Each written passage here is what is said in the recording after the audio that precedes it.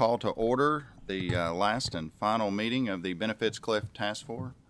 Madam Clerk, if you please call the roll. Senator Neal. Senator Nemeth. Present. Senator Wheeler. Representative Bray. Present. Representative Stevenson. Representative Weber. Here. Co-Chair Howell. Co-Chair Dixon. Here.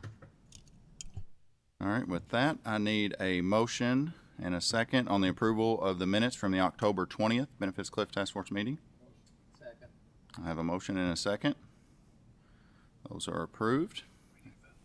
Oh, and we need a voice vote as well for those. Ayes for, nays against. There you go. I thought we were going to call it. Yeah. Thank you. Well, we're still asleep a little bit, so. All right, so moving into why everyone is here, our facts and findings for the Benefits Cliff Task Force that we have done throughout the interim. We will dive right into that. I will start with the findings, and each member has a copy of the findings, and they will be available to the public as soon as we adjourn this meeting, and they can be uploaded to the LRC site. I will read through those. Chris, our staffer, will also read. We will alternate back and forth on the findings, and then once those are complete, we will need a motion and a second and a voice vote to approve all of the findings as one. So with that, I will start off. Finding number 1 from the Benefits Cliff Task Force: the term benefits cliff and the cliff effect refer to the sudden decrease in public benefits as a result of an increase in earnings.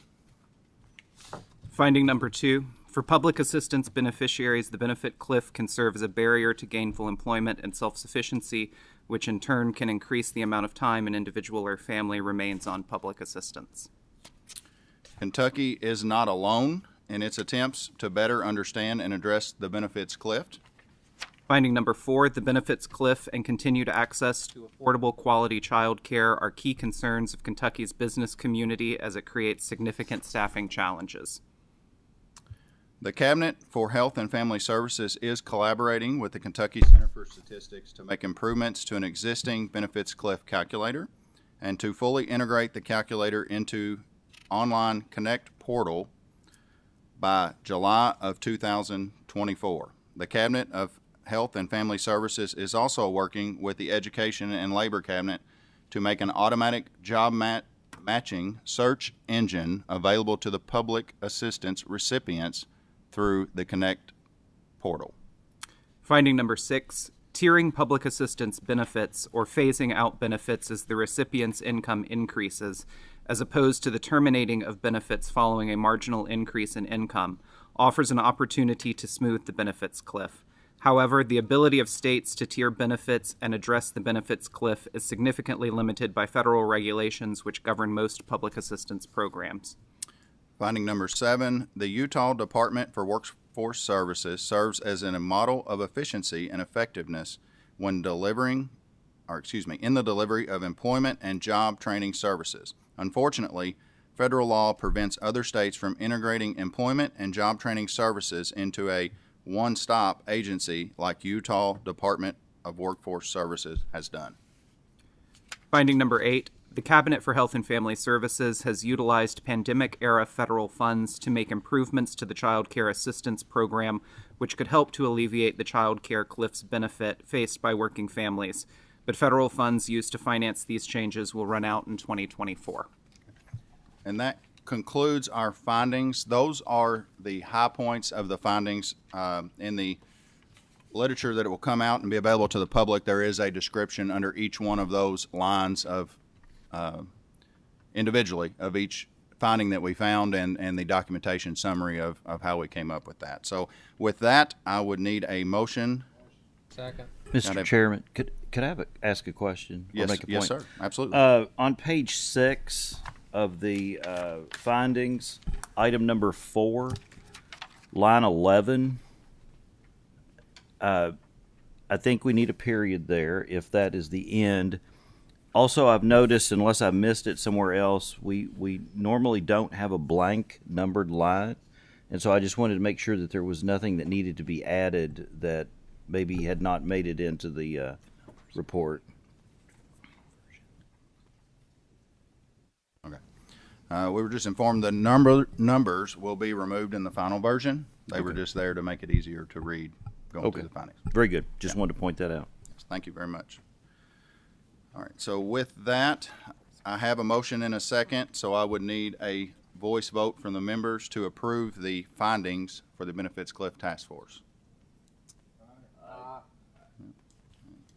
We have, so the findings are approved. And with that, we will move directly into the recommendations coming from the task force. The Benefits Cliff Task Force recommends that the Kentucky General Assembly take the following actions during the 23 regular session.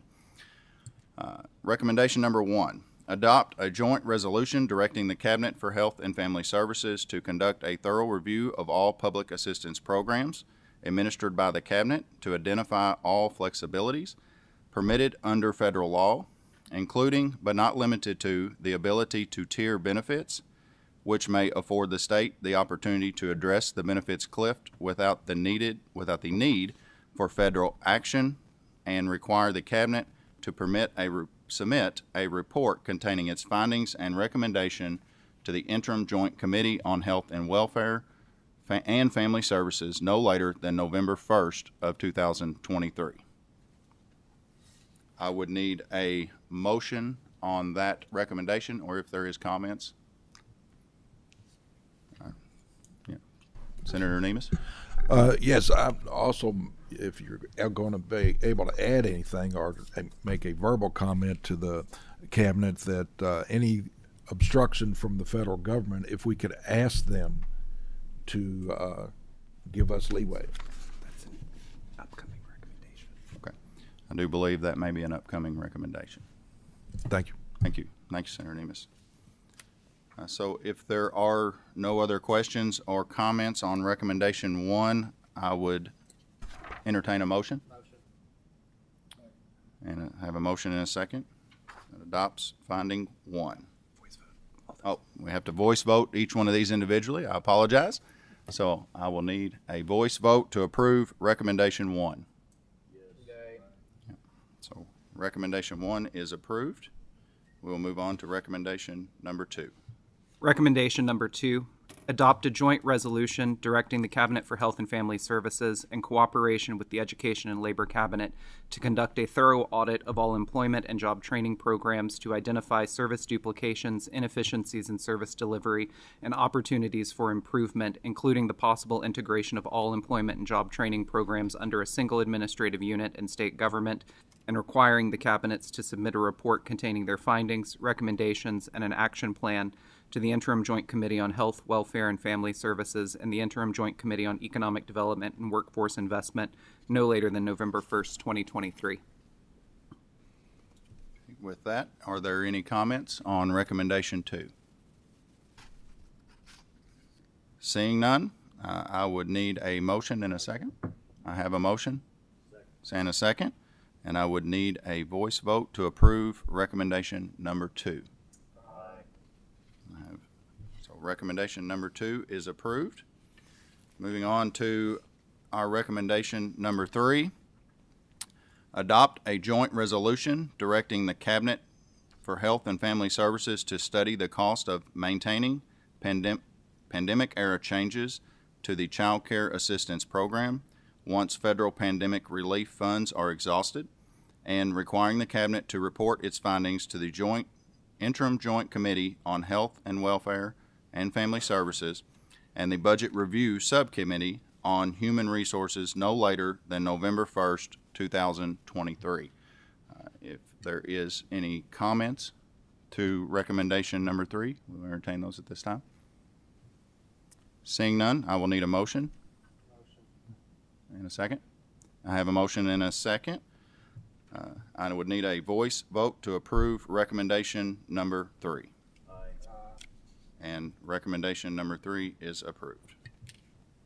Recommendation number 4, adopt a concurrent resolution urging the United States Congress to study the benefits cliff phenomenon and how current federal regulations limit the ability of states to effectively address challenges created by the benefits cliff, and to amend federal statutes and regulations to grant states the flexibility necessary to mitigate or eliminate the benefits cliff, including but not limited to amending funding and organizational provisions in the Workforce Investment and Opportunity Act that may prevent states from administratively integrating all federally funded employment and job training programs under a single administrative unit in state government.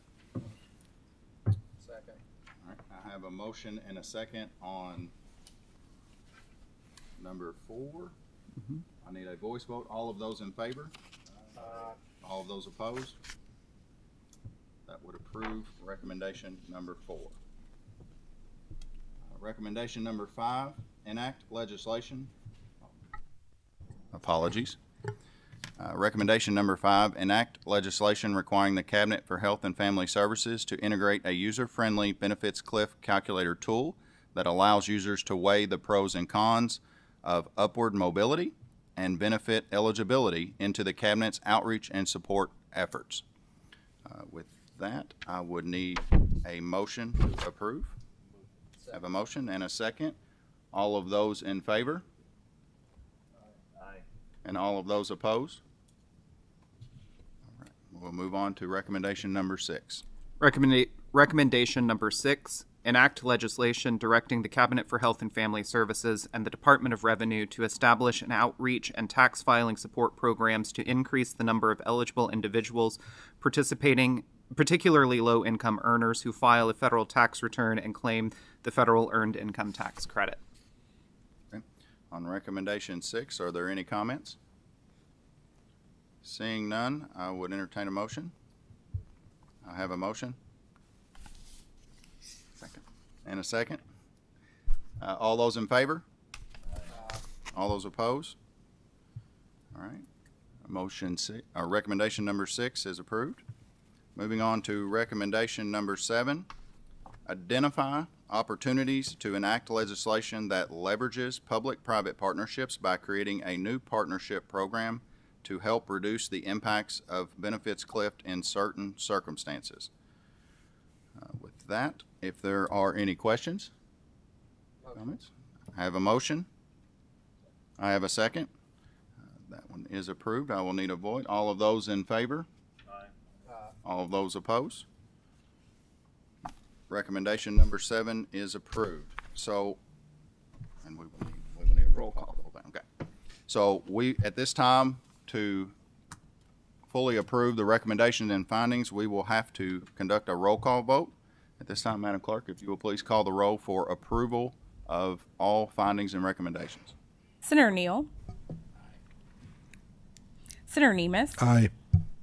Senator Wheeler. Representative Bray. Aye. Representative Stevenson. Representative Weber. Aye. Co-Chair Howell. Co-Chair Dixon. Aye. Right. And so with that, I will move into and take the liberty of the chair. I appreciate all the members and their attendance and all of their knowledge and wealth of knowledge during this task force. I believe we had a wealth of info that was shared with the public. I believe that all the stakeholders and members of the General Assembly have come together on this issue and worked together very tirelessly during the interim to flush out all the details of everything that we needed to know on the benefits cliff, and to find out that it is real in Kentucky and that it is an issue that we can address, and we moving forward can work together and address it as such. I do appreciate all the conversations that have come up over the course of the interim, and I feel that we have achieved a goal that I had set forth in the beginning, and that was to start the conversation on this issue and continue to move forward as a state to help as many people move forward in their lives as we can as possible. So with that, if there are any other members that would like to make a brief comment, I will entertain that. Senator Neal. Thank you, Mr. Chairman. Just a suggestion, it may be duplicative, I'm not certain, but it might be helpful in terms of communicating this to the public if we also had something prepared administratively as to the rationale for the action, so it's all packaged together. So that may be helpful, at least to consider that. Okay. Thank you, Senator Neal. Appreciate that. With that, if there aren't any other comments, first off, I want to, like I said, thank the members of the task force But also, I want to take a moment to give our staff a round of applause. They have done a phenomenal job with this task force and exhausted many hours, and we appreciate them very, very much. So I want to thank our staff for helping us out.